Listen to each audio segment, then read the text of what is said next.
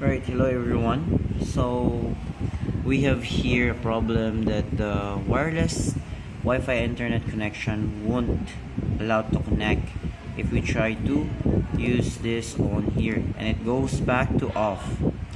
So now basically here is, if your software fails to turn on your Wi-Fi, the best way to turn it on again is the hardware part.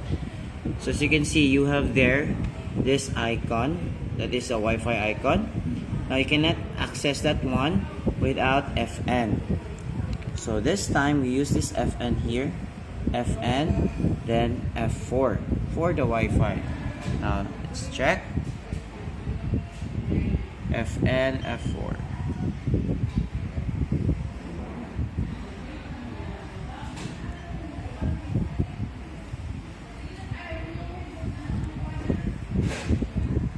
Right, so as we try to see it here, so look at that. So